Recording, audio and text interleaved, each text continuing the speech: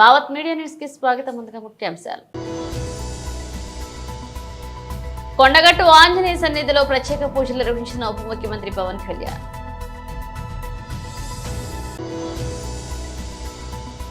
మోసపూరిత హామీలతో 30 లక్షల మంది నిరుద్యోగులను కాంగ్రెస్ దగా చేసిందన్న బీజేపీ.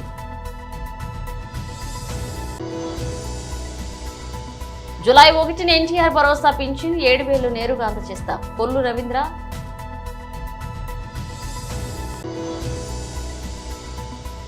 వరంగల్ టెక్స్టైల్స్ పార్కును సందర్శించారు ముఖ్యమంత్రి రేవంత్ రెడ్డి. ఏపీ ఉప ముఖ్యమంత్రి పవన్ కళ్యాణ్ నేడు తెలంగాణలోని జగిత్యాల జిల్లాలో ఉన్న సుప్రసిద్ధ కొండగట్టు అంజన్న పుణ్యక్షేత్రానికి దర్శించుకున్నారు. ఈ ఉదయం హైదరాబాద్ నుంచి రోడ్డు మార్గంగా బయలుదేరి పవన్ కళ్యాణ్ కొండగట్టు చేరుకున్నారు. ఆలయ వర్గాలు పవన్ కు సాంప్రదాయ రీతిలో స్వాగతం పలికాయి. అనంతరం పవన్ ఇక్కడి ఆంజనేయ స్వామికి ప్రత్యేక పూజలు నిర్వహించారు. ఈ సందర్భంగా తన మొక్కులు చెల్లించుకున్నారు. జనసేనాని పవన్ కళ్యాణ్ ప్రస్తుతం వారాహి అమ్మవారి దీక్షలో ఉన్నారు. ఆయన గతంలోనూ కొండగట్టు వచ్చి స్వామివారి దర్శనం చేసుకున్నారు. ఇవాళ కొండగట్టుకు పవన్ వచ్చిన నేపథ్యంలో జగిత్యాల జిల్లా ఎస్పీ అశోక్ కుమార్ స్వయంగా బందోబస్తు ఏర్పాటును పర్యవేక్షించారు. పవన్ రాకతో కొండగట్టులో కోలాహలం మిన్నింటింది. ఆలయం వద్దకు భారీ సంఖ్యలో చేరుకున్న అభిమానులు నిన్నాలతో హోరెత్తించారు.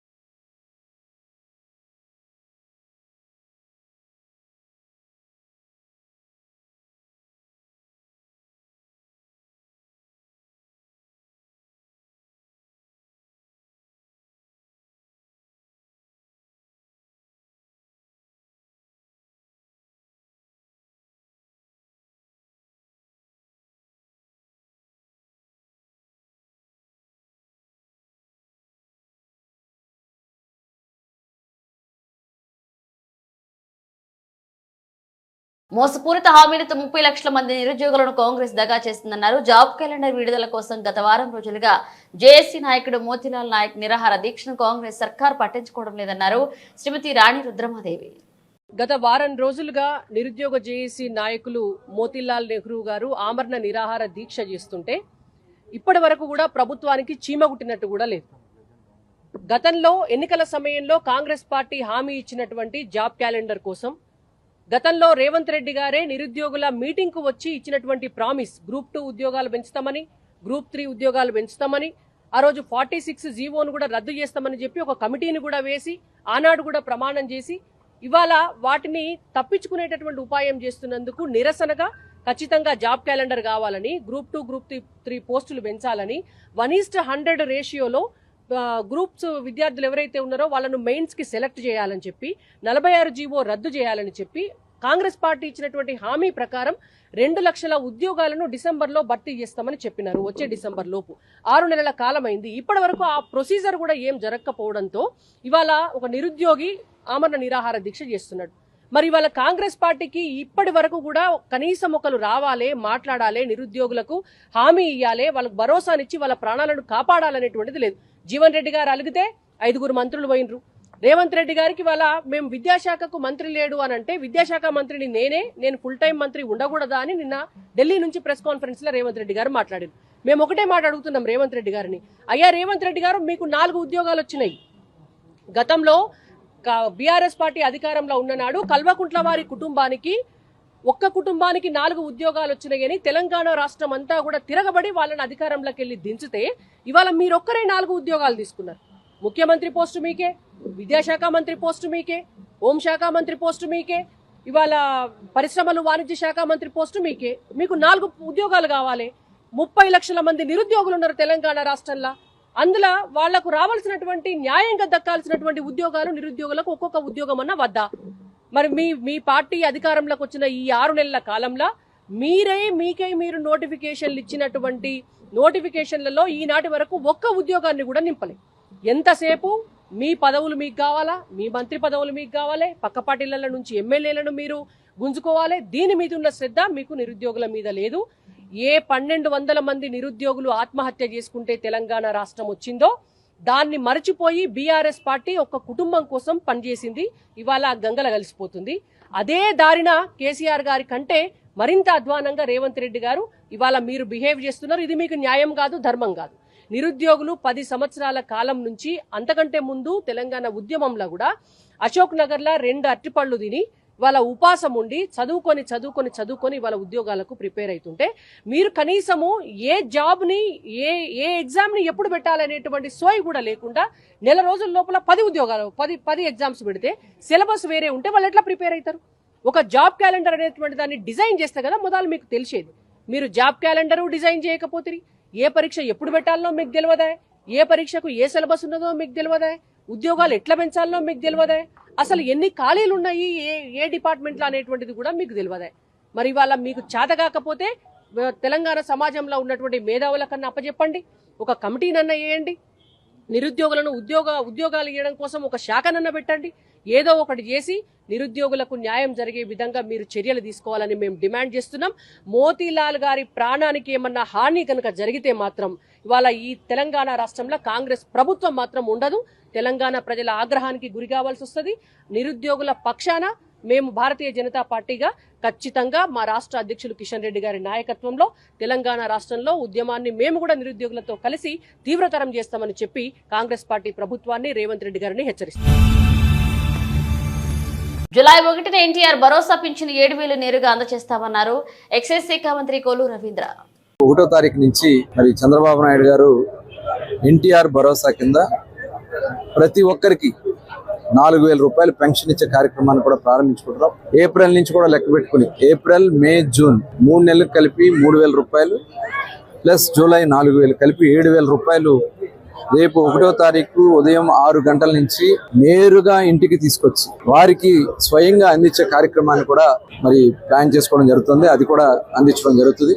అర్హులైనటువంటి అందరికీ ఇవ్వాలనే లక్ష్యంతో ఈ కార్యక్రమం చేస్తున్నాం. ఇందులో ఎక్కడా కూడా గతంలో చాలా బోగస్లు ఉన్నాయి, ఇక్కడ కూడా మా దృష్టికి వచ్చినాయి. ఇవన్నీ కూడా మేము అరికట్టి ప్రజాధనాన్ని ఎక్కడ కూడా దుర్వినియోగం కాకుండా చేయాలనే లక్ష్యంతోనే ఈ కార్యక్రమం చేస్తున్నాం. ఎందుకంటే గతంలో చూసాం, గత ప్రభుత్వంలో పెన్షన్ని ముఖ్యమంత్రి జగన్మోహన్ రెడ్డి గారు, మరి చంద్రబాబు నాయుడు గారు, అలాగే ఎన్టీ రామారావు గారు 75 రూపాయలతో పెన్షన్, 35 రూపాయలతో పెన్షన్ స్టార్ట్ చేశారు. దాన్ని 75 రూపాయలు చేస్తే తర్వాత 200 ఉన్న పెన్షన్ ని 2,000 రూపాయలు చేసింది కూడా చంద్రబాబు నాయుడు గారు. 2,000 రూపాయల పెన్షన్ 3,000 రూపాయలు చేస్తానని చెప్పి ప్రజల్ని మోసం చేశారు జగన్మోహన్ రెడ్డి గారు. వచ్చిన వెంటనే చేస్తానని, తర్వాత దశల వారీగా అని చెప్పి మరి సంవత్సరానికి 250 రూపాయలు పెంచుతానని చెప్పి 5 సంవత్సరాల పాటు ప్రజలు మోసం చేశారు.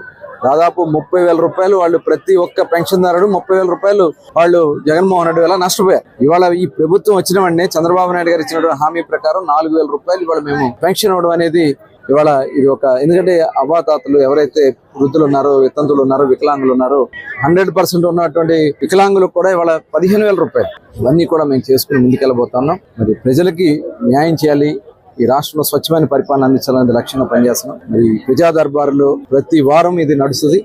ప్రతి ఒక్కరు కూడా దీంట్లో భాగస్వాములే.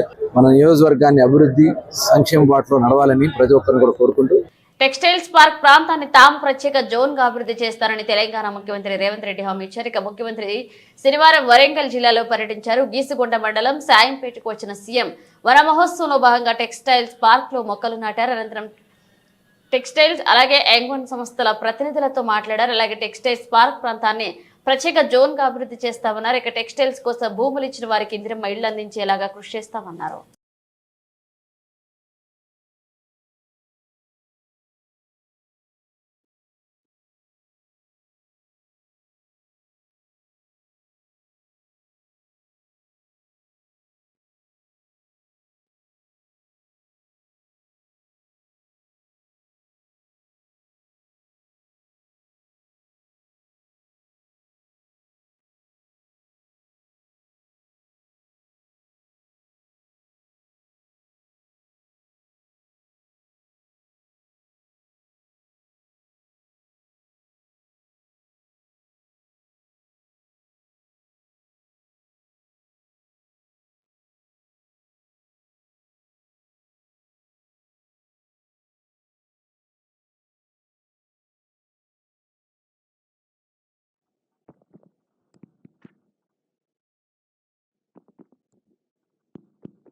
Hello. Hello, hello, hello, hello. Testing, please. 1, 2, 3. Hello. Testing 1, 2, 3. Hello.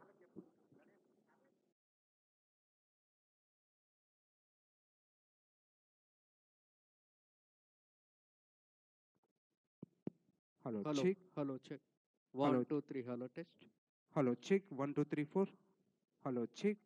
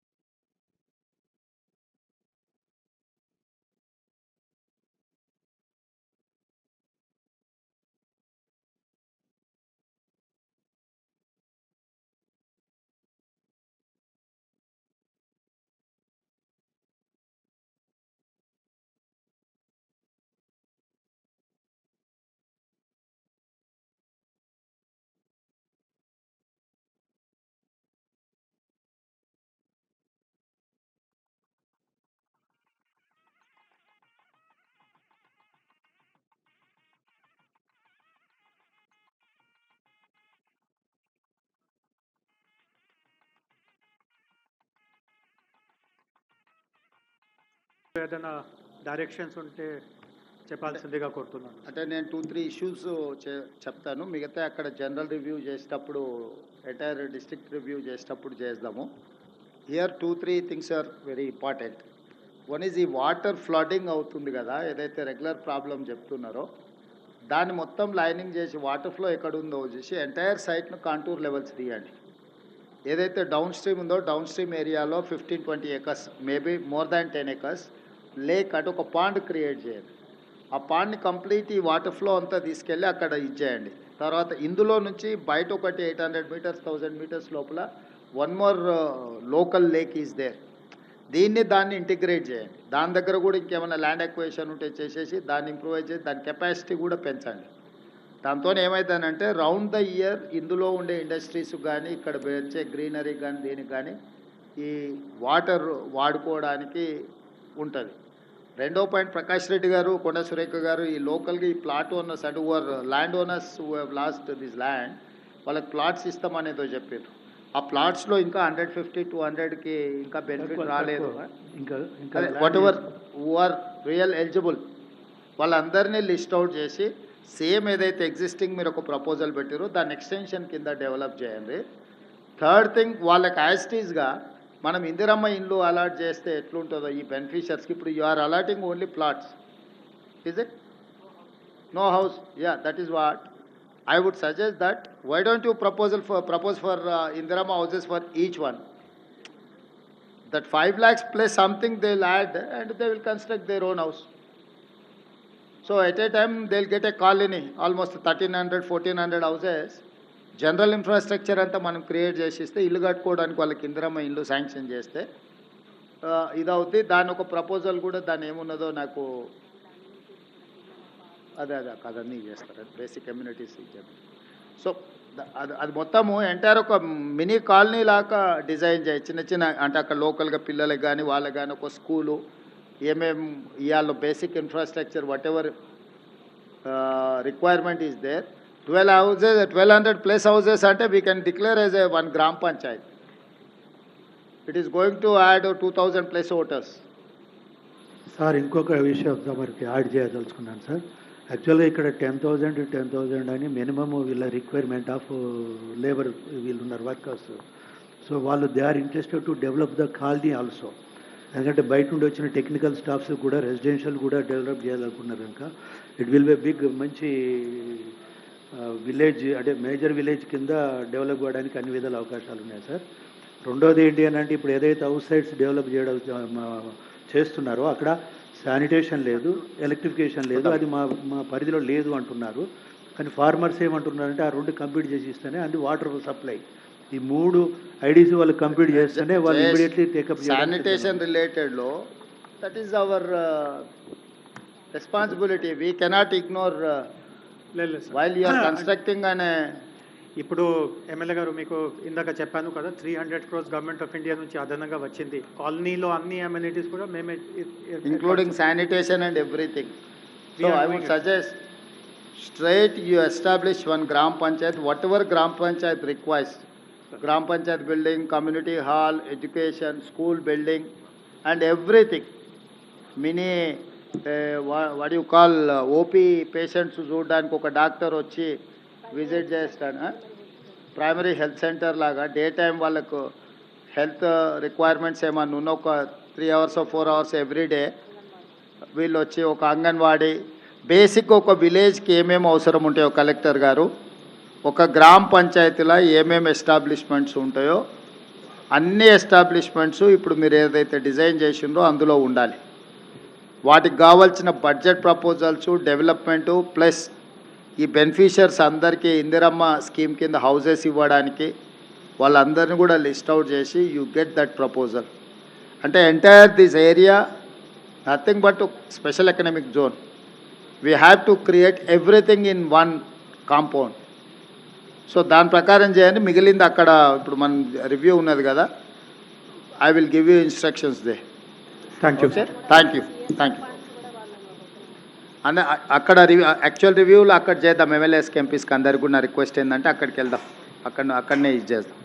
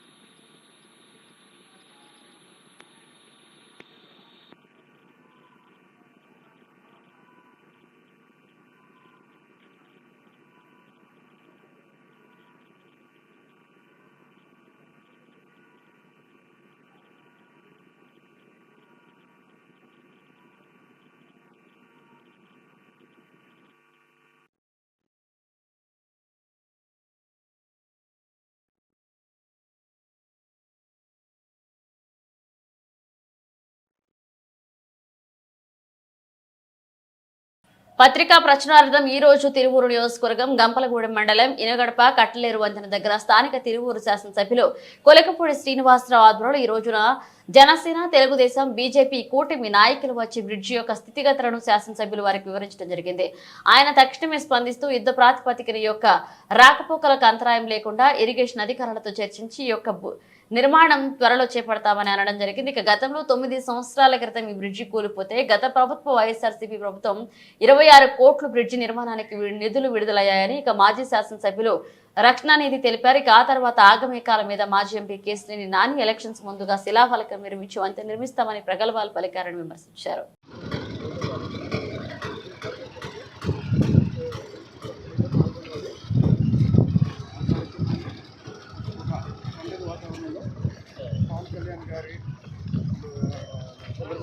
Khammam జిల్లా సత్తుపల్లి పట్టణంలో ముస్లిం కుటుంబం 6 ఏళ్లుగా వెలివేయబడింది. ఆలస్యంగా వెలుగులోకి వచ్చిన సంఘటనలో కీలక సూత్రధారి సత్తుపల్లి పట్టణ బీఆర్ఎస్ అధ్యక్షుడు షేక్ రఫీ, స్థానిక జామీ మసీద్ అధ్యక్షుడిగా ఉన్న సమయంలో మక్కా మసీద్ కమిటీ అధ్యక్షుడిగా మహమ్మద్ అఫ్జల్ పనిచేస్తున్నారు. మక్కా మసీద్ విరాళాలు దుర్వినియోగం చేశాడని అఫ్జల్ పై షేక్ రఫీ సత్తుపల్ల పోలీస్ స్టేషన్లో ఫిర్యాదు చేశారు. విచారణ చేపట్టిన పోలీసులు ఈ కేసులో విరాళాలు దుర్వినియోగం జరిగినట్లుగా ఆధారాలు లేవని తమ విచారణ నివేదికను కోర్టుకు సమర్పించారు. ఆగ్రహించిన షేక్ రఫీ అతని కమిటీ సభ్యులు మహమ్మద్ అఫ్జల్ ను ముస్లిం కులం నుండి వెలివేశామని, అతని కుటుంబ సభ్యుల నుండి ఎలాంటి చందా వసూలు చేయవద్దని, అలాగే వారెవరైనా విరాళాలు ఇస్తే తీసుకోవద్దని ఆదేశించారు. మరి నేను గతంలో మక్కా మసీదు కమిటీ అధ్యక్షుడిగా పనిచేయడం జరిగింది. మరి గతంలో నా మీద మసీదు డబ్బులు దుర్వినియోగం చేశానని సత్తుపల్లి పోలీస్ స్టేషన్లో కేసు కూడా పెట్టారు. విచారణ అనంతరం ఆ దుర్వినియోగం జరగలేదని చెప్పి సత్తుపల్లి పోలీసులు తేల్చడం కూడా జరిగింది. అయితే ఇటీవలి కాలంలో సత్తుపల్లి జామే మసీదులో ఎన్నికలు నిర్వహిస్తున్నారన్న విషయం నాకు తెలిసి మరి నేను ఎన్నికల్లో పోటీ చేయడానికి, ఎన్నికల్లో ఓటు వేయడానికి నేను నా వంతుగా పాత్ర పోషించాలనుకున్నాను. అయితే మిమ్మల్ని ముస్లిం కులంలోంచి వెలివేశారు, మీకు ఓటు వేసే హక్కు లేదు, మీ ఇంటికి 6 సంవత్సరాల నుంచి మీ ఇంటికి మసీదు చందా వసూలు చేయట్లేదు, మరి వసూలు చేయొద్దని చెప్పాం మేమని చెప్పి చెప్తున్నారు. మరి ఇది నా యొక్క హక్కులకు భంగం కలిగించడం కాదా? మరి నాకు భారత రాజ్యాంగం ఇచ్చినటువంటి హక్కులను హరించే అధికారం ఈ మసీదు కమిటీ వాళ్ళకు ఎవరిచ్చారు? నాకు జరిగినటువంటి ఈ అన్యాయాన్ని చట్టపరంగా ఎదుర్కోవాలని నిన్ననే సత్తుపల్లి పోలీస్ స్టేషన్లో నేను ఫిర్యాదు చేయడం జరిగింది. మసీదు కమిటీలో జరిగేటువంటి మసీదు, ఖబరస్థాన్, ఈద్గా స్థలాలను అక్రమంగా తమ అనుయాయులకు లీజుకు ఇవ్వడాన్ని ప్రశ్నించారు గతంలో. అలాగే మసీదు కమిటీ అక్రమంగా పేద ముస్లింల ఆధార్ కార్డు డేటాలు సేకరిస్తుంటే ఇది చట్టరీత్యా నేరం కదా అని చెప్పి ప్రశ్నించారు. మరి ముస్లింలకు ఇన్కమ్ సర్టిఫికెట్లు, కులం సర్టిఫికెట్లు, లేకపోతే షాదీ ముబారక్ లాంటి ప్రభుత్వ పథకాలు రావడంలో మసీదు కమిటీ పెద్దలు మీరు మసీదుకి చందా కడితేనే మేము ఇస్తాము, లేకపోతే మేము ఇవ్వము అని మేము అడ్డుకుంటామని చెప్పేసి బెదిరిస్తున్నారు. ఇలా ఎందుకు బెదిరిస్తున్నారు? ఇది చట్టపరంగా వ్యతిరేకం కాదని చెప్పి ప్రశ్నించినందుకు నన్ను ముస్లిం కులంలోంచి 6 సంవత్సరాల నుంచి వెలివేయడం జరిగింది. మరి నా మీద జరిగినటువంటి ఈ యొక్క సామాజిక బహిష్కరణను ప్రజాస్వామ్యవాదులంతా ఖండించాలని, మరి ప్రభుత్వ అధికారులు, పోలీసు అధికారులు దీనిపై చట్టపరంగా విచారణ జరిపి బాధితులపై చర్యలు తీసుకోవాలని చెప్పేసి నేను కోరుకుంటున్నాను. అలాగే భవిష్యత్తులో మరి ఈ యొక్క విషయానికి సంబంధించి పోలీసు ఉన్నతాధికారులను, అలాగే మానవ హక్కుల సంఘాన్ని, పౌర హక్కుల సంఘాలను కూడా సంప్రదించి ఫిర్యాదు చేయదలుచుకున్నారు. మరి ఏ విధంగానైనా సరే నాకు జరిగినటువంటి అన్యాయాన్ని మరే ఇతర ముస్లిం వ్యక్తికి కూడా జరగకుండా చూడాలని ప్రభుత్వ అధికారులను కోరుకుంటున్నాను. సత్తుపల్లి పట్టణానికి సంబంధించిన భారత రాష్ట్ర సమితి పార్టీ అధ్యక్షుడు షేక్ రఫీ, మహమ్మద్ ముకరం హుసేన్, మునవర్ హుసేన్, ముబారక్ హుసేన్, ముజాహిద్ హుసేన్, షాకిర్ హుసేన్, రఫీయుద్దీన్, రియాజుద్దీన్, అబ్దుల్ రెహమాన్లు మరి నా మీద ఈ కుల బహిష్కరణ ఈ యొక్క నేరానికి పాల్పడ్డారు. మరి వీళ్ళు ఎన్నోసార్లు మసీద్ కమిటీని సంప్రదిస్తే నాపై దాడి చేసి నా చేత బలవంతంగా మసీదు కమిటీకి సంబంధించిన కార్యక్రమాల్లో పాల్గొనాలని చెప్పి రాసి ఇవ్వాలని చెప్పేసి నా మీద దాడి చేయడానికి ప్రయత్నించారు. నేను తప్పించుకుని తిరుగుతున్నాను. నాకు ఈ వ్యక్తులతో ప్రాణహాని కూడా ఉంది కాబట్టి పోలీసు అధికారులతో నా యొక్క నేను చెప్పినటువంటి వ్యక్తులతో నాకు రక్షణ కల్పించాలని కోరుకుంటున్నాను. బులెటిన్ ముగించే ముందు హెడ్లైన్స్ మరోసారి. కొండగట్టు ఆంజనేయ సన్నిధిలో ప్రత్యేక పూజలు నిర్వహించిన ఉప ముఖ్యమంత్రి పవన్ కళ్యాణ్.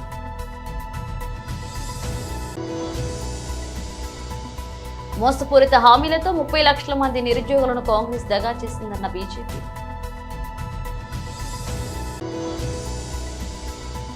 జూలై 1న ఎన్టీఆర్ భరోసా పింఛన్ 7,000 నేరుగా అందజేస్తాం. కొల్లు రవీంద్ర.